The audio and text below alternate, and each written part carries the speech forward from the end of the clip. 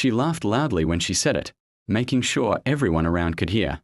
Calling me a loser in front of colleagues, friends, and people I barely knew seemed to give her some strange satisfaction.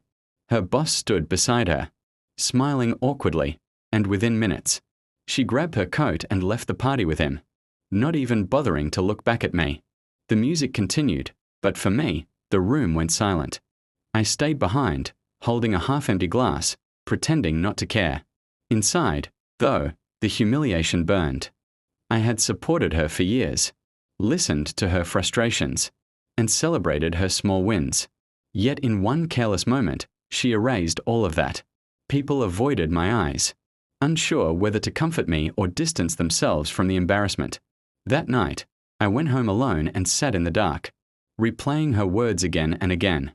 It wasn't just the insult. It was the way she dismissed my worth so casually. Still, instead of anger, I felt an odd calm.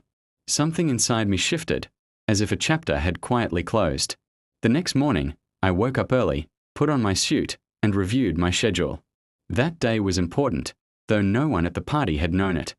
I had kept my life private, choosing not to measure my value by loud success or flashy titles. While others chased attention, I focused on building something lasting.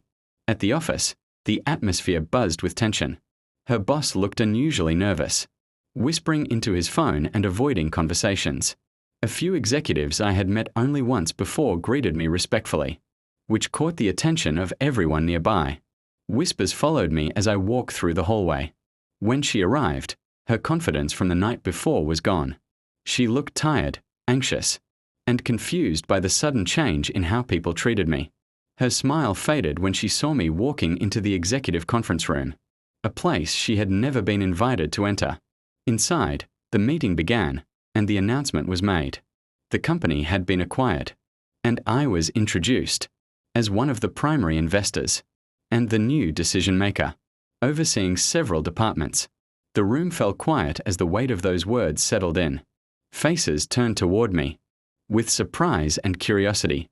From outside the glass walls, I could see her frozen in place. The realization hit her slowly, like a wave she couldn't escape. The man she had mocked and abandoned was now the person shaping the future of the company she worked for.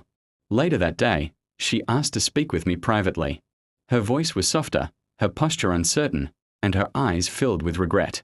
She apologized, blaming stress, alcohol, and misunderstandings, but her words felt empty. Respect, once broken, is not easily repaired. I listened calmly, not out of weakness, but because I no longer needed validation from her. I thanked her for the honesty and wished her well.